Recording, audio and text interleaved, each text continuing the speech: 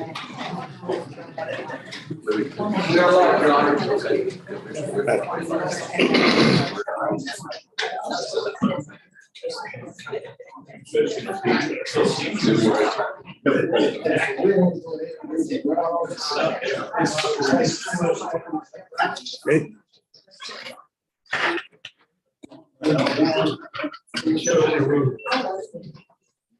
Morning, everybody. All righty. Liberty County Commissioners Court regular meeting, October 11th, 2022. It's about 9:04, 9:06. Okay, well, it's where you look, but anyway, at least I can see that far. And we have a business for the court this morning. Commissioner Karbowski, Commissioner Arthur, Commissioner Whitmire is here with us. Commissioner Wilson is on Zoom today, and I hope you can hear us. But also, Captain Knox has joined us as well on Zoom. Okay, so we do have business for the court. We have a quorum established. If we would all rise now, the chamber's going to lead us in our pledges. The sheriff's going to lead us in our invocation. Please face the American flag. I pledge allegiance to the flag of the United States of America and to the republic for which it stands, one nation under God, indivisible, with liberty and justice for all. Please face the Texas flag. Honor the Texas flag. I pledge allegiance to thee, Texas, one state, under God, one and indivisible. Dear Heavenly Father, Lord, thank you for this day. Thank you for the many blessings that you give us, Lord. Lord, I just ask that you be with Judge Knight, the commissioners, Lord, as we go through this court, Lord, and the decisions that are made, give you the glory and honor for the things that are done for the best of everyone, Lord. Lord, I want to thank you for their service. I thank you for every employee of the county, Lord. I just ask a blessing in all of them. Lord, thank you for the visitors that are here. And Lord, I just ask that we all work together to provide a solution for any problems we may have. Lord, most of all, thank you for your son, Jesus, that died on the cross for our sins. Amen. So we may have a chance to be with you in heaven. It's your son, Jesus' name, that we pray this prayer. Amen. Amen. Sure. Okay. Don't believe we have any notices or proclamations, although we did have a proclamation over the weekend for the Sacred Heart Catholic Church. Very, very nice service. It was a historical marker and a beautiful day. Beautiful day. Okay. Public comment. I have 5 folks that have signed up to have public comment this morning. So what I'll do is, this is how this works. We can't discuss anything with you. We can listen, but it's not an agenda item. So you can visit all you want. You got 3 minutes apiece. And when you get through, then we'll move to the next person. So what we'll do first is Lisa Noble from Cleveland.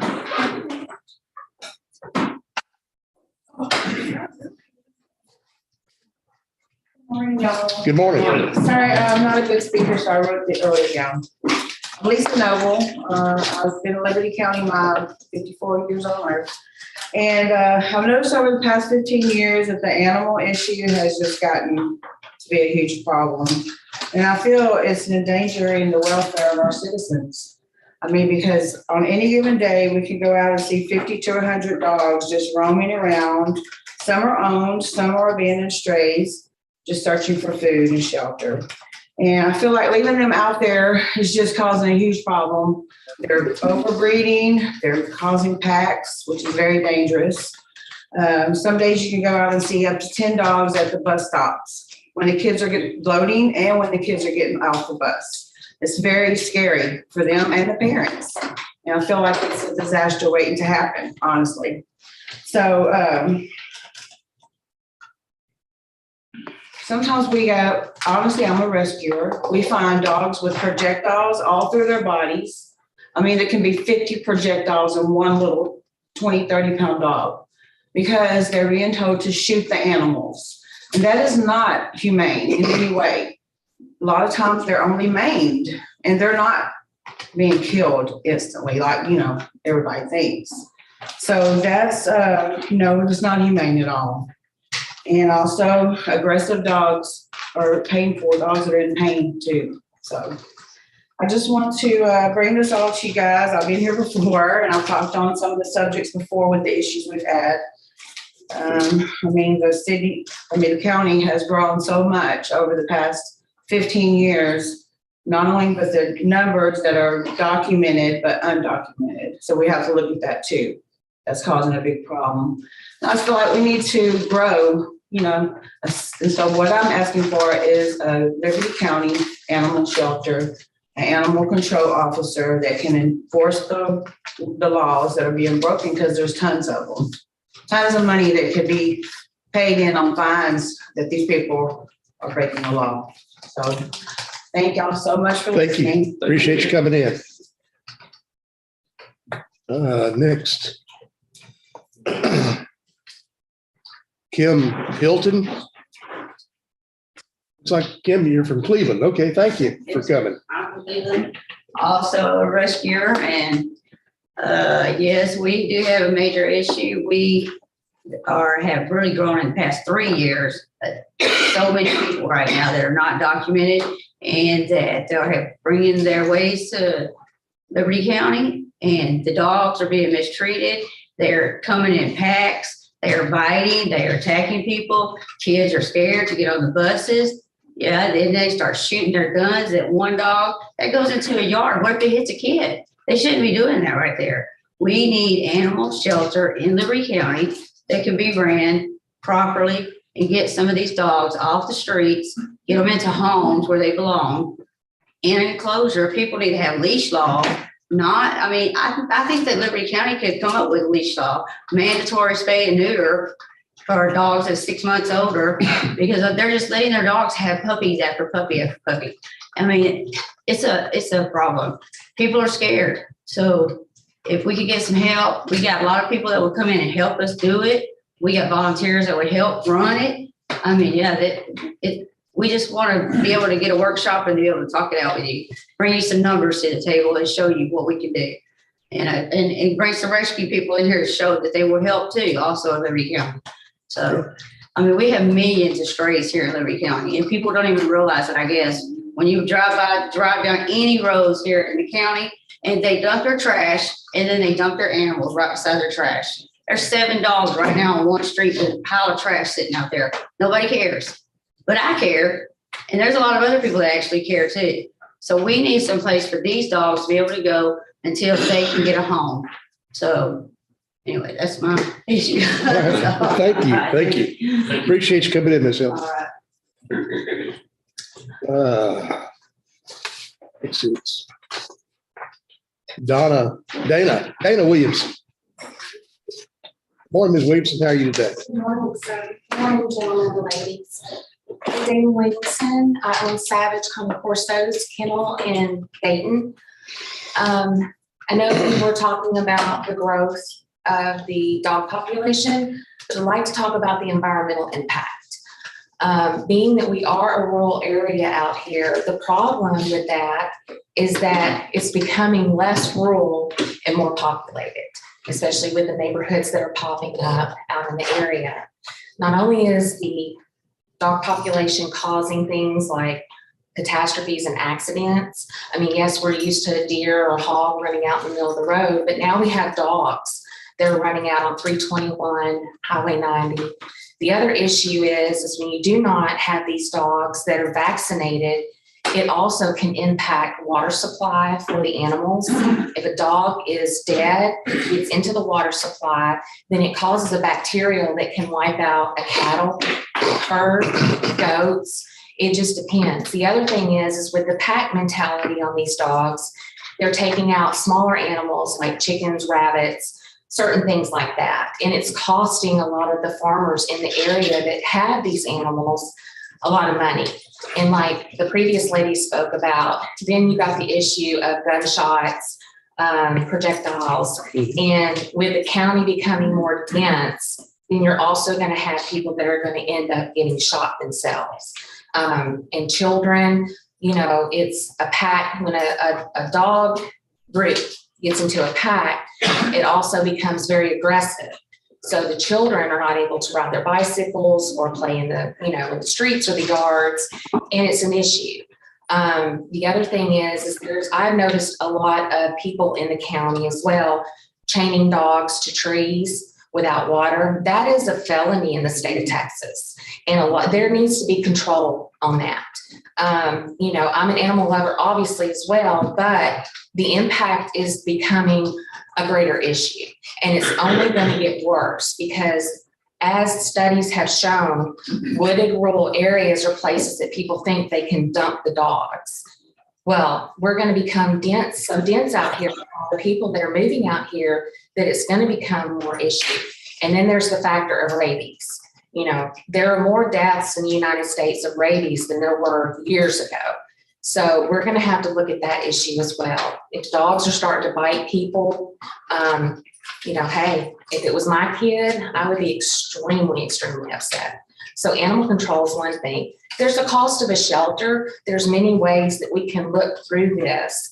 We could get possibly, people that are in the county jails that have, not a high crime situation, but you could obviously work something through where you could do them, in the county to work in the shelter as well, to work off maybe restitution or something along those lines. So there's all different avenues that we can take in this situation to make it better. Thank you. Thank you. Appreciate you. Damon Witzel, Good to see you again, good to see you.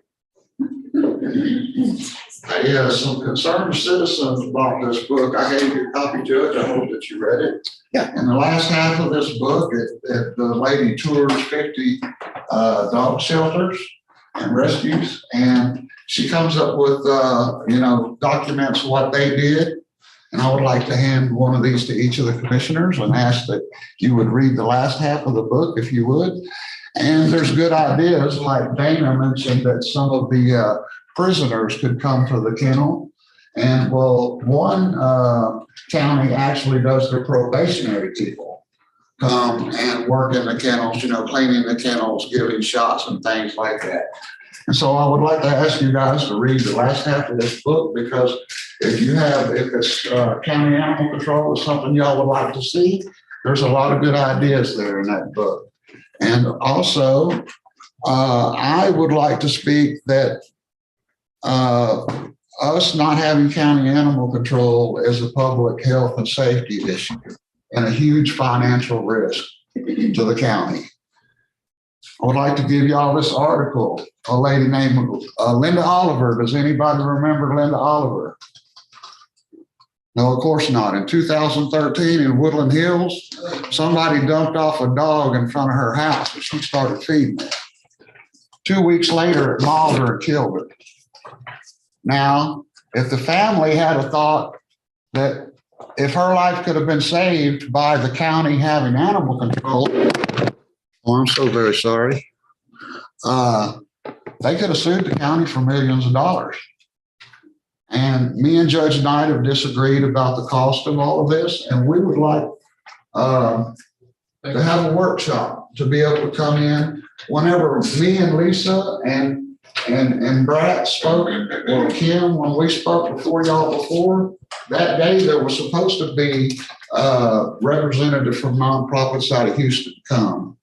But it flooded that day here and in Houston, and they were going to pledge their support monetarily. I am in contact with Sam Houston, one of the constables of San Jacinto County, and he runs their animal control.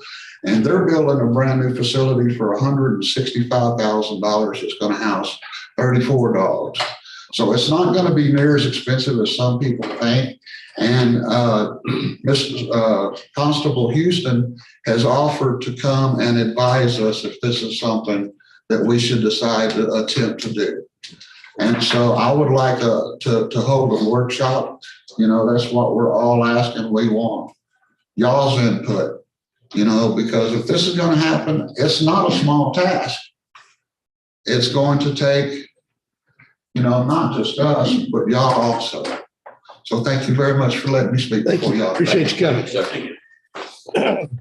Amanda Jordan. Or Ms. Jordan.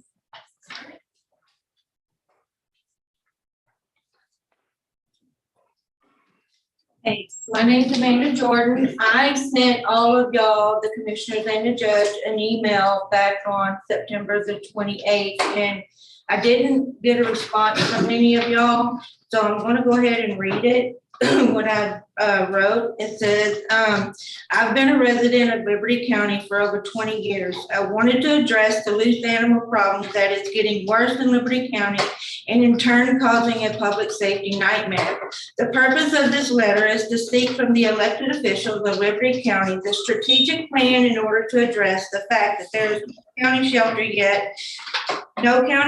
yet the stray and dog cat crisis grows daily. I wanted to give you a typical day in Liberty County. A few weeks ago, I walked out of my house to the driveway just to be encountered by a pack of dogs, 6 of them in the street in front of my house. One of them acted aggressive towards me. Not 10 minutes later, I saw a dead cat hit by a car on the side of the road. Small children get on and off the bus right there in that location. If packs of dogs are roaming the county, children are not safe, and I assume this gives you and other the county judge and commissioners great concern. There are some parents who are scared to even let their children play outside for fear of all the loose dogs in the county. There have been concerned citizens who went before the Liberty County Commissioners Court to address the issue, but their voices fell on deaf ears. I think it's important to begin studying the numbers of calls made to the county for loose animals and or loose owned dogs and cats.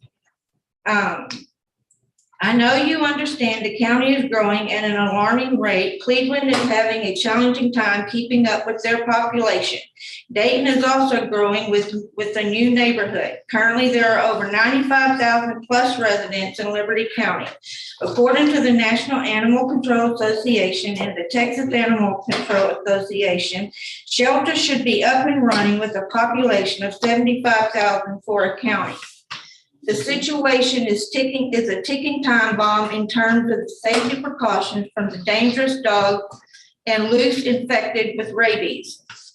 Then I also got reports that Dayton's pound, their budget is $155,033.56 a year. They spend $117.38 a year on euthanasia. Liberty's budget is $142,870. They spend $400 a year on euthanasia. Cleveland's budget, they have a rescue that comes and helps them get their dogs out, their animals out. They said their budget is only $69,200, and they have 0 euthanasia because they have somebody that comes in out of the county to help them. The county calls from October the 18th, 21 to September the 26th of 22. There's been 86 animal bites. Animal problem other than a bite was 138. I'd like to know what that means. And cruelty is 107. So thank you for your time. Thank you. Appreciate you coming.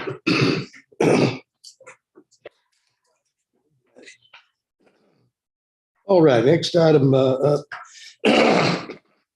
declare conflicts of interest. Doesn't matter, interrupt you just a minute. Yes, sir. If they'll wait around till after the court's over, Yes, sir. I'd be glad to meet with them for just a little bit, see if we can come to some type of solution. If you could stay. Y'all have time? Meet with the sheriff? And all of you don't have to stay, but some of you can stay and talk. We can use the courtroom, Judge. Sure. Okay, thank you. I'm sorry to interrupt you. Unless Judge Chambers has something. I'm not sure, but I think so. Okay. We'll do our best. Yes, sir. Thank you. All right. Number 14. number 6. 14.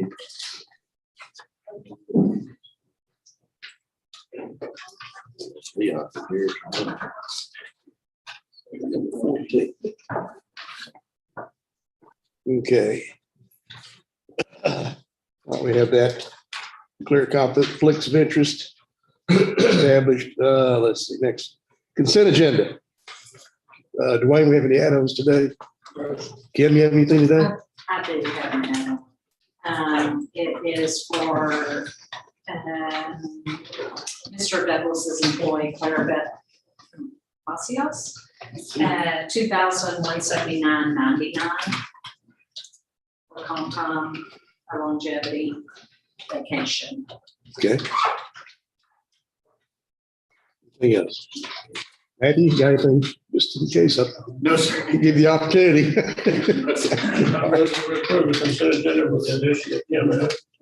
Second. Okay, got a motion. Craig, second, Bruce, to approve with the additions noted by Ms. Harris. All in favor, say aye. Aye.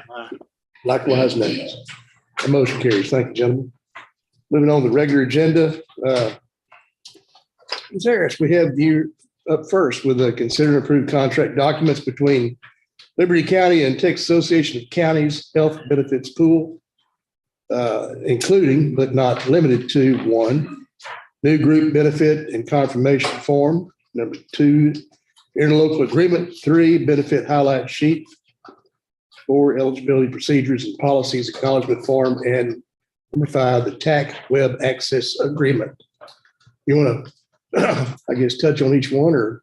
Right, so all of these are documents that were sent to me by TAC so that we can get up and running on all of our insurance. If you'll look on attachment A, those boxes were not checked because it was a fillable form and it wouldn't let me check the box.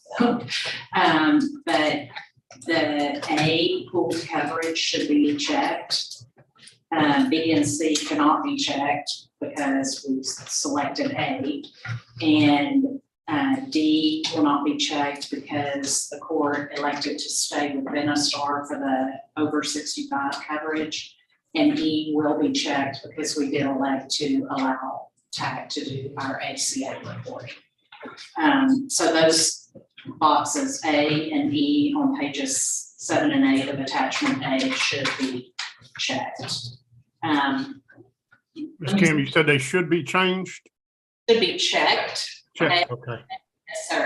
I'm sorry, A and E should be checked. okay. And Harold is not here, but number 10 on the agenda addresses the retiree and employee rates for 2023.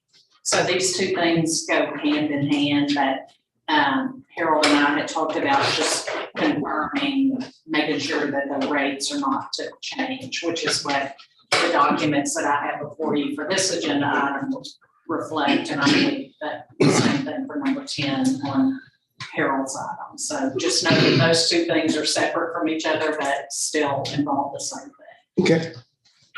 The other thing that I want to point out is, again, it's a fillable form, and on the page, I don't have a page number, but on the medical plan election, the boxes that are checked there are the plans that you all selected. The amount the employer pays column would only let me put one number in it, but you would just do the math to come to the rate that the employer pays for the difference for the retirees, for the amount for the retirees. So, and that's it.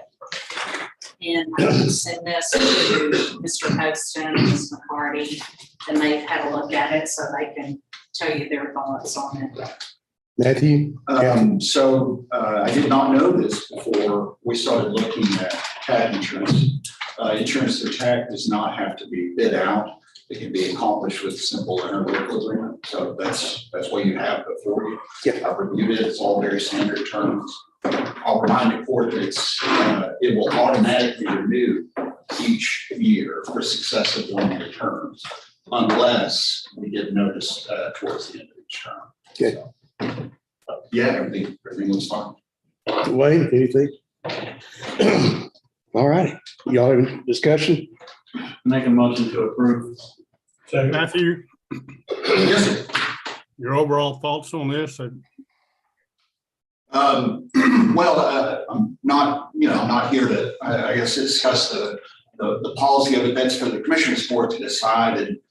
And whether the financials work out, that's not for me to determine, but I can tell you that the documents before you are enforceable or are satisfactory to me, that the county's interests are protected. Okay, second. Well, I already got a second, but thank you anyway. All right. Motion Bruce, second Greg. All in favor, say aye. Thank you. Okay. That was an aye from Leon. Thank you. Okay. Likewise, nays, and that, of course, that passes. Thank you, gentlemen. Number 2, Constable Precinct 6, Zach Harkness. Consider and approve the acceptance of a $500 cash donation from private citizen Anna Emmons on behalf of Carter Emmons to the Liberty County Constable's Office Precinct 6 to be used for training. Motion we approve. Second. Got a motion from Leon, second from David to approve. All in favor, say aye. Aye. Likewise, nay. Motion carries. Thank you, gentlemen. Number 3 from Ms. Bergman, our district attorney. Consider and approve temporary employee for this fiscal year to teach the DARE program at the local school beginning 10/17/22. How's this going to be funded? Dwayne, do we have any? Never got anything from them to say how it would be funded. I mean, it's going to be. We're going to add a temporary employee. We have to do with it. Right. Okay, let's table this. I think it'd be the best thing. I want to do it, but I want to do it right. Jay, Yes. Lucy is leaving and this, Christine is just gonna come back and fill out for the rest of the semester. Let's look up her picture. Yeah, Lucy Castro is currently full-time in that position, Mhm. and she is leaving us to go back to work for sheriff's office. Jay, I'm unable to hear a thing they're saying. Could you ask them to step forward? It's Ivan. He's coming up. Lucy Castro is currently in that position as full-time, and she is leaving to go back to work for the sheriff's office. So Christine has agreed to come in on a temporary basis to finish the classes that she started. So there's no overlap between. There will be no overlap. Oh, Okay. yeah, so it's budgeted. The money's there. Yeah. Make a motion to approve. Second. Okay, got a motion. Bruce, second Greg to approve. All in favor, say aye. Aye. Likewise, nay. Motion carries. Thank you, gentlemen. Number 4, consider and approve resolution for the Texas Indigent Defense Grant Program to provide improvement in the indigent criminal defense services in the county. That's just approving a resolution is what this is. So Make a motion to approve. Matthew, I don't see any problem with it, approving the resolution. I didn't look at it, but I'm sure not. Is this just? It's what we do every year. Yeah, Yeah. it's a renewal of it, yes. Right. Second. Motion from David, second from Leon. I'm sorry. Right, Greg did it, and I'll change. Well, Leon kind of beat him to it. Okay. Just by a millisecond, but you got it. Okay. All right. All in favor, say aye. Aye. Likewise, nays. Motion carries. Thank you, gentlemen. Number 5, my favorite part of the year. Chief, I see you back there. This is consider and approve the fire department contracts for fiscal year 2022, 2023 to include the following. Now there's what, 14, Now we have 17. 17 now? Yes, yes. We keep growing. Okay.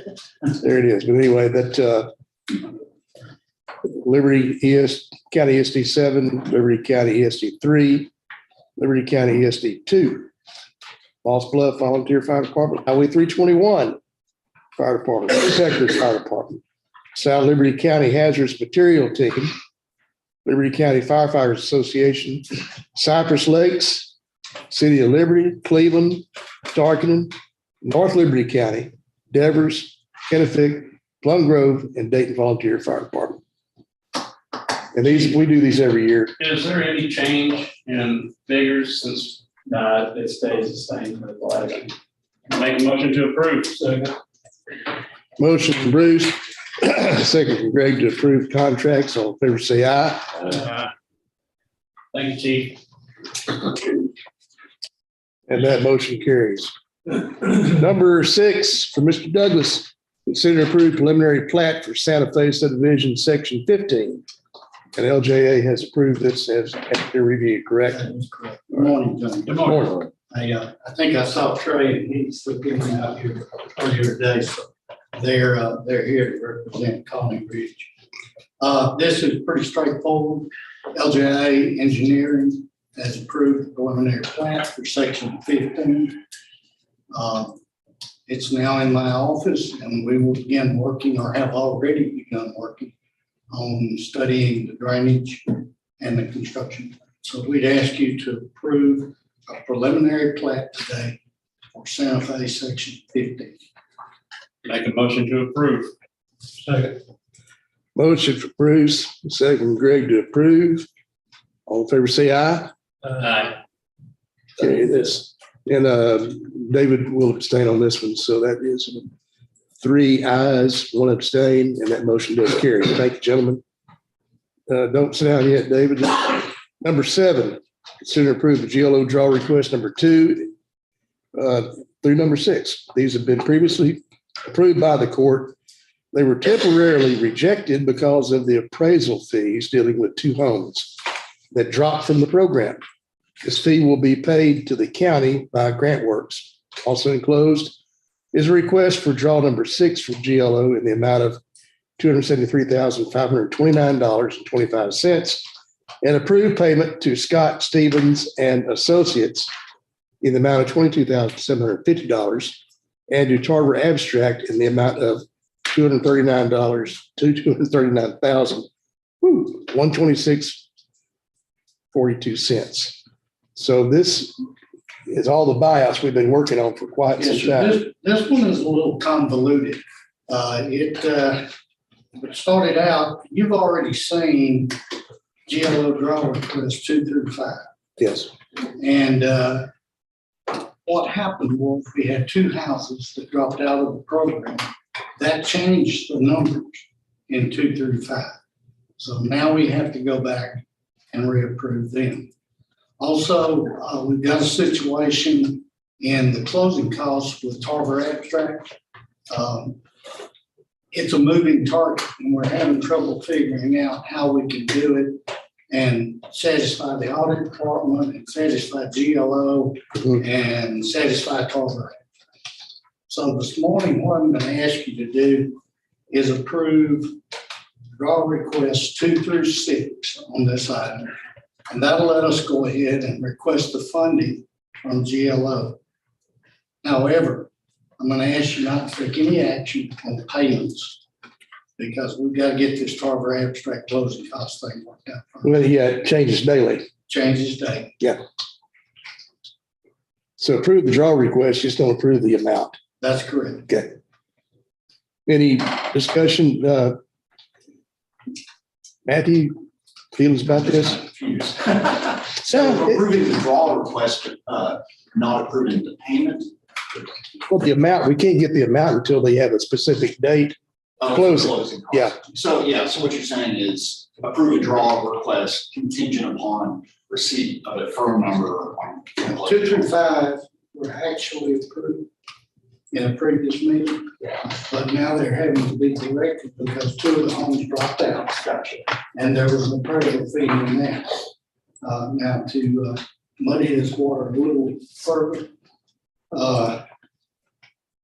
GrantWorks is going to pay us for the appraisal fees that were expended on the 2 houses that dropped out of the program.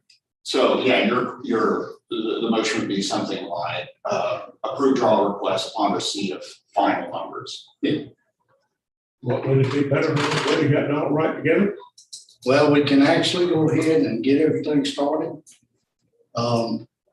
We do have appropriate numbers at this time. It just does not include closing costs. Yep. All right. So what this would do is let us get a little money in early. The problem is we're trying to, like I said, we're trying to pay them out at a future date. Whenever you close on property, you got they prorate these costs through the year. And I can't issue a check without y'all's approval on future amount so we can nail down a specific number. And we can approve this and we get the amount. Yeah, they need to tell us, they need to say, okay, we're going to close on October 23rd and this, it's just a random date. And this is what it's going to cost on October 23rd. Because October 24th is going to be different. Yep. Yeah. What about approving up to a certain amount? Matthew, Yes, sir.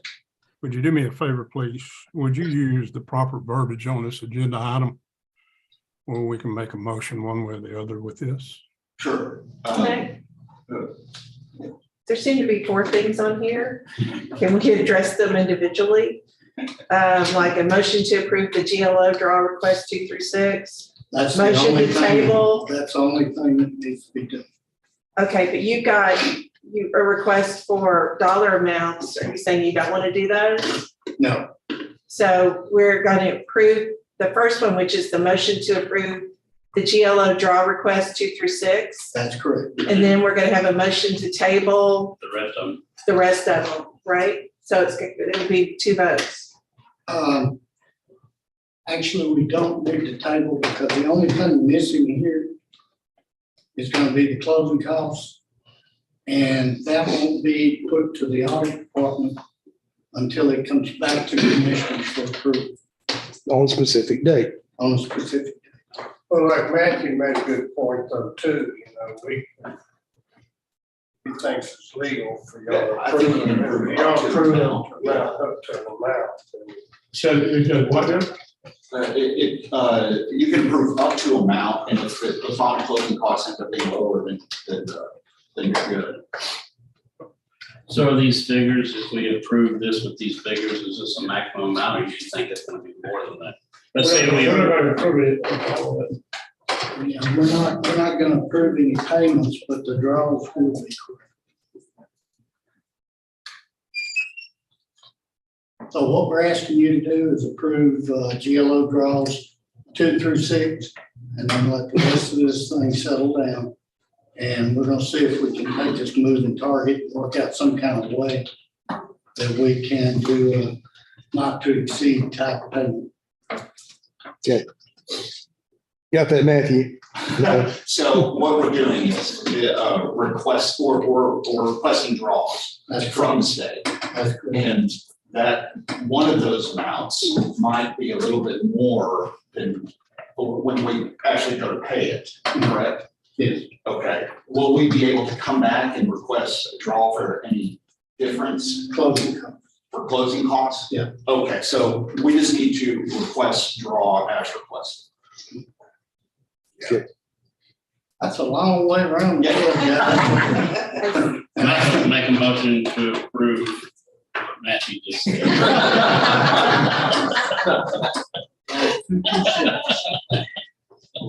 Okay, we're gonna, Are we going to split this up and vote it to, vote? I think you need to. I don't think so. Together? Yeah. It's a bulk, he can bundle them all into one action. Yeah. So you're going to approve the payments too? No, just the draw. just the draw request. We're just trying to get the money in, and then by that time, we'll be able to figure out what closing costs are. So you're going to table the payments? That's correct. Okay. There's no amount to tax it with this motion. Yeah. Right? Matthew, Yes. Producing the agenda. once again, if you would you put this in the proper verbiage? Because we've got a lot of dance around. Yeah. So put it in the proper verbiage for us so that we know exactly what we're going to be voting on. So the motion would be consider and approve draw requests 2 through 6 with no action for any payments associated therewith. I'll get it done. There it is. Bruce, you still going with? Yeah, my motion is exactly what he said. Okay. Did you say second, Leon? Yes. All right. Got a motion, Bruce, second, Leon to approve. All in favor, say aye. Likewise, nays. That motion carries. Judge, I promise you, we're gonna try and get this thing hammered out. Hallelujah. Okay. Moving right along, number 8, JP three, Judge Parrish. Consider and approve the request from precinct 3 department heads, Cody Parrish, JP precinct 3, and Mark Davidson. And Mad Dog, you are here today. Yes, sir. Good to see you back there. Constable Precinct 3, that the new JP Annex located at 5301 Highway 146 be designated as a judicial center. Any problem with that, Manny? Just for, I guess, clarity's sake, what all offices are there? Just JP3? Manny, the only thing we're gonna declare is court. Courtroom, gotcha. Yeah, no problem. Do they need to add Mad Dog, or is it included as this approved site, the magistrate juvenile? Yeah, we have to, there's a little bit of formality to that. I think It's a we're gonna different, come would back. be a different request. Yes. Okay. So what are we suggesting here? They will come back? No, I think this is just fine. Okay. The additional question about whether or not we can measure juveniles there will have to be addressed on a future date. Okay. I'll move to approve. You got a motion, Greg, to approve. Second. Second from Bruce. All in favor, say aye. Likewise, nay. Is that both? Thank you, gentlemen. Number 9 from Mr. C, or Stephanie. Consider and approve soliciting bids for fuel be funded by Liberty County funds and the ARPA funds as well. Make the motion with approve. Motion from Leon, second from David to approve. All in favor, say aye. Likewise, nays. Some things are just doing this just in case. Yep. They are approved. Aye. Good. That's unanimous. Thank you. Number 10 for Mr. C, or Stephanie. Consider and approve employee and retiree insurance premium rates for 2023. And according to Ms. Harris earlier in discussion, this rate has not changed from previous, correct? That's what the court previously. Right. Okay. Make a motion to approve. Motion from Bruce, second. If I could Dave. just quickly address Please. these rates. On the medical plan, the employee pays, employee only is $50, employee and children $275, employee and spouse $300, employee and family $350. On the dental, employee only is $0, employee and children $1680, same for employee and spouse, employee and family $3460. The retiree amounts, employee only $50 for medical, employee and children $483.09, employee and spouse $383 even, employee and family $582.68. The dental is the same as the employee rate. And just to confirm, the vision plan in previous years has been bundled with the medical, and so it was included in that rate. So the document that you approved previously shows $0 due from the employee and the retiree for premiums for the vision coverage for 2023. Okay. So with that being said, I got a motion from Bruce, a second from David to approve. Any further discussion? Entertain a vote. Court's pleasure. I've already made a motion. I said we had a motion from Bruce, a second from David, need a vote. We didn't get a vote yet. All in favor? All in favor? Thank you. Thank you. We're waiting on Likewise, nays. That motion carries. Thank you, gentlemen. Say it, Judge. All righty there. Number 11 for Mr. C, or Stephanie. Consider and approve soliciting bids for solid waste collection and disposal services.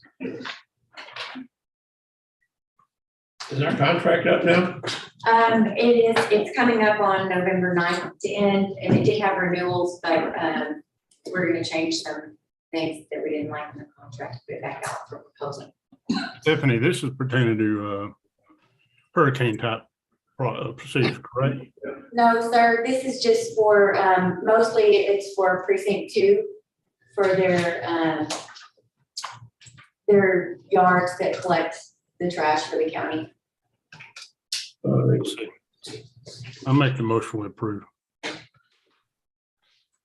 A motion from Leon, do I hear a second? Second. Second from David. Further discussion? Anybody? All in favor, say aye. Aye. Likewise, nays. Motion carries. Thank you, gentlemen. Number 12 from Linebarger Associates. Consider approving the following delinquent tax properties. Number 1 was Tigarina. That's property ID 50147 for $25,884. Number 2, Tigarina. Property 33801 for $5,300. Property 3, Mitchell. Property ID 52484 for $5,208.33. Number 4, Tech Smith Operations LLC. That's property ID 34696 for $1,000. 5, Smith Operations LLC. Property ID 115973 for $1,000. And number 6, Smith Operations LLC. Property ID was 68622 for $1,000. Any discussion? Yes, as always, I try to look at these things and see if there's any properties on it. I have got with Mr. Investors on this. Property item 2 has a dwelling on it that I want to make sure that these folks know that their property or their house is fixing to be sold. I personally try to go out and do this, but did not have time to do this one.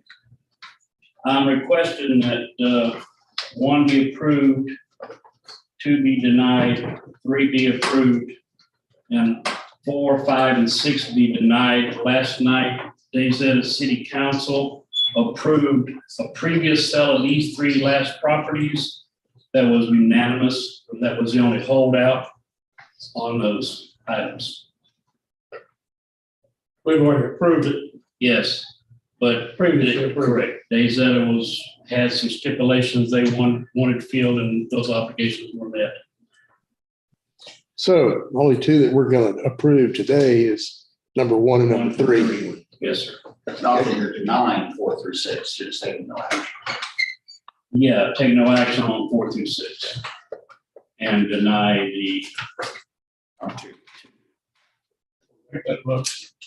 Make a motion to accept item 1, item 3, deny item 2, and take no action on 4, 5, and 6. I'll second the motion, but Mr. Brown's got something to say, it looks like. All righty.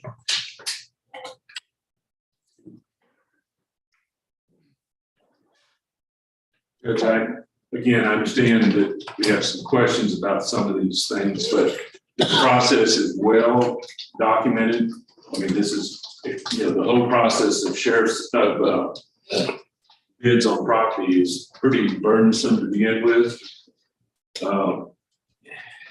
Notice is given to all parties. I mean, it's about a 9 to 12 month process. When it gets to the court, this isn't something that's just kind of last minute thing. It's been in the process a long time. I don't know the particulars of any of these. Quite honestly, we turned it over to the delinquent tax attorneys as per our contract with them.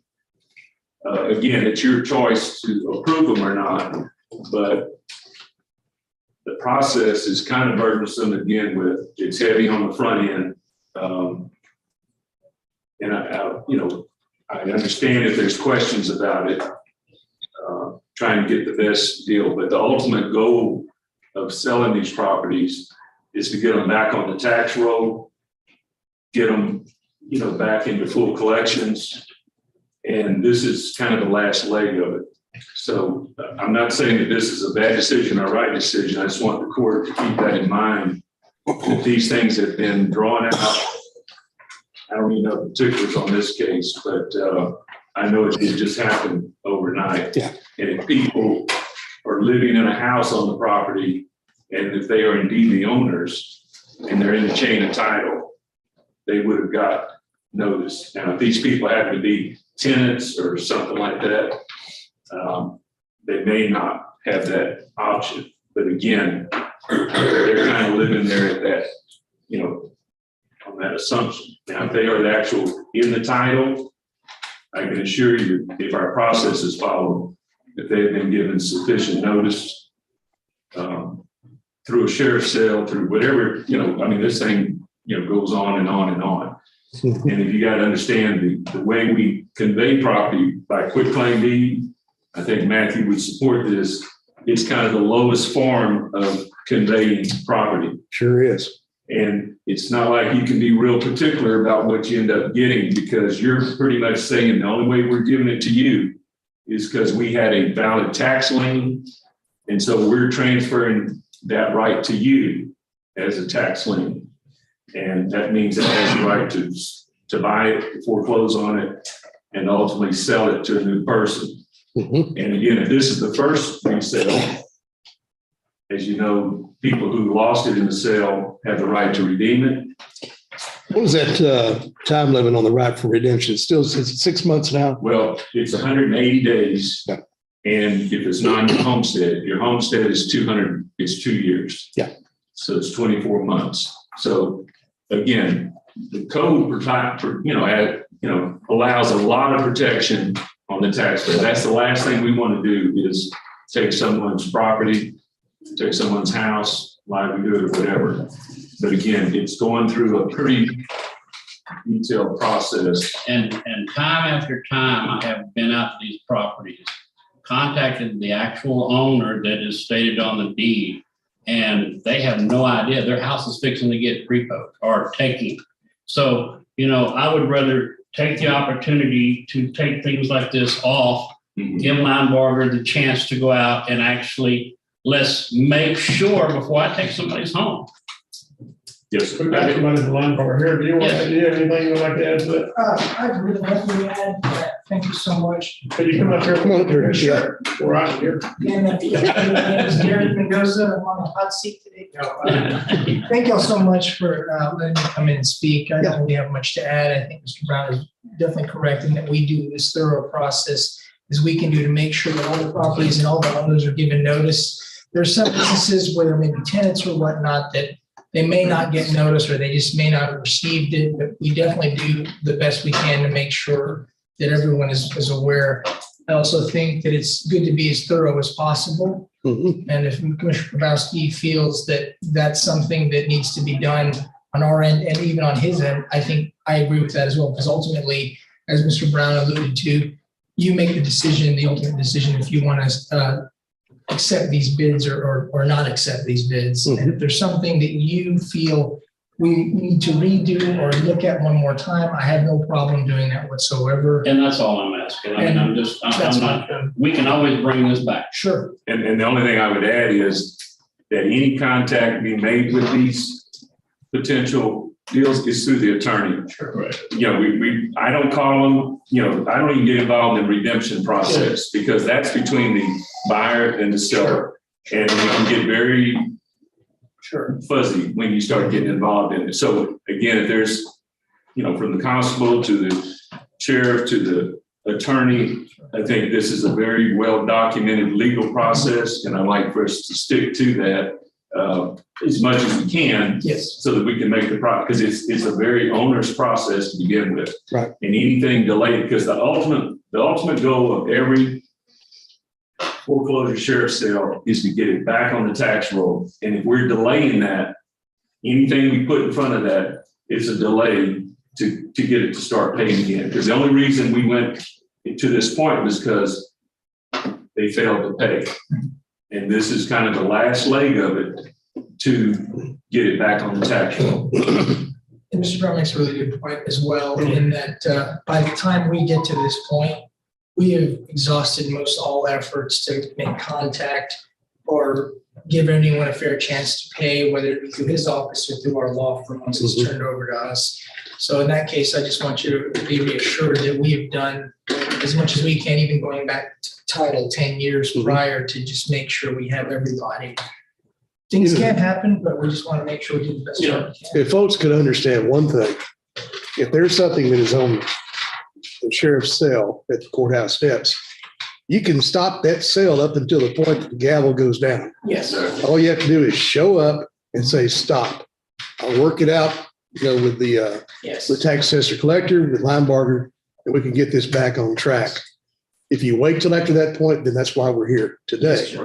That's a really good point. You can stop it as we're on the eve of selling the property. If you come in and say, hey, I'd like to pay these off. Yeah.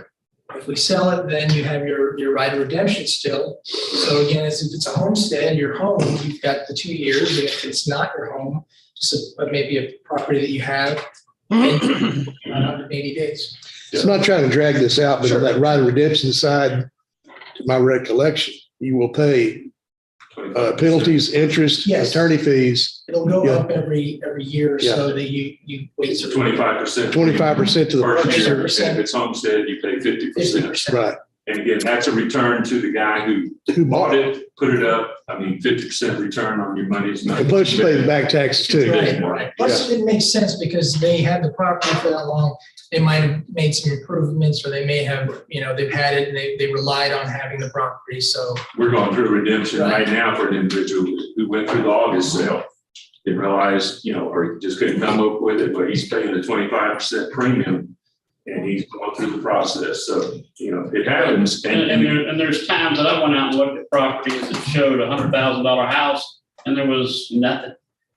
So Yes. there's mistakes made. I think. But sometime that lawsuit might have been filed in 2013. Correct. And it got wiped out in Harvey. Right. These suits sometimes have been around since 13, 14, 15, 16. We've seen 16. So again, this is a long, drawn out process. It may not be in real time, but again, the process is set up when you file the judgment. The judgment then goes, through all the steps. And again, the sale is kind of the last deal. And again, all those years, we have not been collecting taxes on it. Yep. And it's part of the process. It's not a gain for the county. Basically, you're trying to get it back on deposit or anything. You're trying to get it back on the deal. And again, I'm not saying don't take a loss on it if you can. Try to get the most, but we're not offering good title necessarily, just tax lien. We're not offering any kind of insurance on it. We're not offering financing. It's the hardest thing to go. You can't even go get financing on it because of the way the title's been delivered. So you're basically looking at cash or someone that has some resources, to do it on their own. So again, that's what the law allows us. So it's kind of what we dealt with. So, Judge, one more thing to add, and I won't talk anymore. That's okay. Go ahead. Time here. I'm sure there are better things to do. Mr. Brown makes a good point that our ultimate goal, especially at this point, now that we're at the resale stage, is just getting this back on the roll, because it's not making the county anything by not, being on the roll and collecting taxes on it. But then again, I will defer to you as the commissioners that if you don't feel comfortable with something and you want us to revisit, that's exactly why we're here today, so you can vote on that. Let's not make the county the bad guy on this whole picture. I mean, there's taxing entities besides us involved. Yeah, you're helping out, you're helping the taxpayers, so you're doing the right thing. I know Mr. Brown's office does a good job in handling this kind of stuff, and Linebarger does a good job for us. But all that said, I don't think it's gonna hurt the county to wait 2 weeks to make sure that. And I just use this to kind of give a general review. I'm not saying that we're right or wrong in doing it, but just saying we really have a real burdensome process, and anything we can do to move that along, I think you'll see a return a lot quicker, especially in this market where there is pretty good demand for property.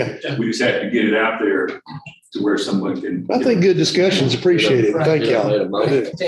Yeah, we have a motion from Bruce, a second from Craig to approve. Nothing further. Yes, sir. No, we're good. Thank you so much. Lee, did you get all those? Okay, we got them in order.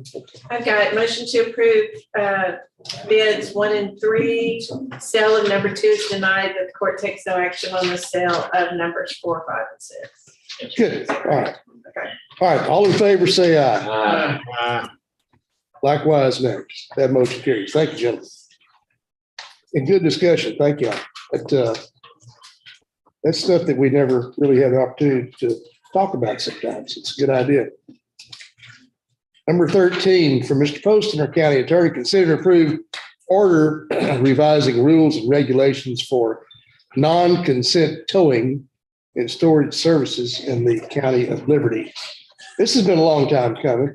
Long time coming. Yes, I believe it's in a form where I can recommend it to court now. We have spent a great deal of time refining this, looking at it from every conceivable vantage point. I don't want to get lost in the weeds, but so if y'all have more questions, let me know, but I'll try to keep it at a large policy overview here. One of the big concerns with this process, of course, is public safety. Non-consent tows are performed in order to keep our roadways safe. And so that's our primary concern. But, as with any regulation, it necessarily kind of interferes with the market. So we're wanting to be very careful in doing so. So one of the kind of big policy issues is a balance between companies who might try to game the system and create paper companies in order to have a slot on the rotation list. Mm-hmm. And on the other hand, companies who may buy out a competitor, with bona fide funds, for who actually has assets, employees, et cetera, and not punish them. So we have kept some discretion with the sheriff in using kind of the factor test so that he can make the decision whether or not a certain merger or acquisition purchase is legitimate or not, or if it's just a paper company. So that was one thing. It was already there, but we spelled it out, kind of cleaned up the language. We have capped the number of tow companies in both light and heavy on the north and south, but allowed the sheriff to be able to expand that at any time if he determines that it's sufficient to meet the public's needs. And then we revised the fee schedule to increase them a little bit. They have not been increased much in the last 14, 15 years, and converted the heavy haul to a price per pound system. We took Montgomery County's fee schedule, trimmed it greatly, and reduced the number of the fees that are available for the tow companies to use. What we don't want to see, of course, is abusive towing practices where fees are used as a way to more or less capture the vehicle. That's not what we're looking for. We just want it cleared, people to have paid for the cost of doing so, and make sure the public's safe. So, but yes, we looked at it, negotiated with the tow companies at the sheriff's office, and I recommend its approval. Derek, you read it? Yes, sir. I just want to make one thing clear. If it's been in a policy now we have, they have to be in business for 2 years, have a yard in every county, but anybody that's in the program right now that's on it, that they're grandfathered in, yes, and their applications will be considered for the 2 heavy haul or the 5, whatever I said. Mm-hmm. Chief Nealon? Let's get. Make a motion. Bobby, do we have yes, sir. Do we have a north end and south end heavy haul? Yes, sir. Yes. And it's 3 in the north, 3 in the south. Okay, cool. Thank you. Yes, sir. Motion to approve. Second. Motion Bruce, second David to approve. All in favor, say aye. Likewise, Nick. That motion carries. Thank you, gentlemen. Number 14.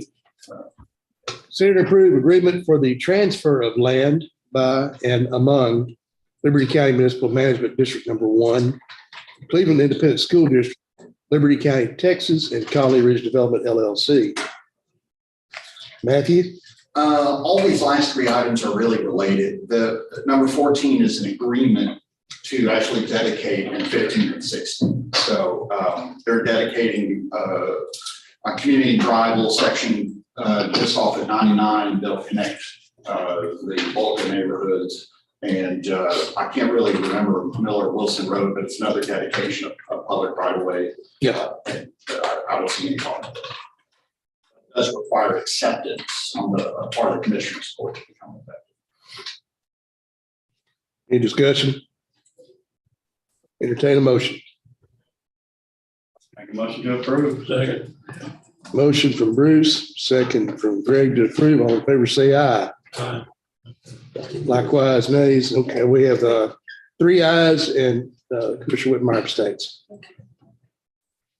That motion does carry. Thank you, gentlemen. Number 15 from Mr. Poston, consider and approve acceptance of dedication of right-of-way on Miller Wilson Road in Liberty County, Texas. Make a motion to approve. Second. Motion from Bruce, second from Greg. All in favor, say aye. Aye. Likewise, nays. And you gonna abstain on that one or? No. No, you're not. Okay. That's all unanimous. Thank you. All four. Okay. And number 16, Mr. Poston, consider and approve acceptance of dedication of right of way on Community Drive in Liberty County, Texas. Motion from Greg, Second. second from Bruce. All in favor, say aye. Aye. Likewise, nays. All right. Motion to adjourn. Second. Yeah, motion to adjourn. We got Bruce, second from David. All in favor, say aye. Aye. We are adjourned.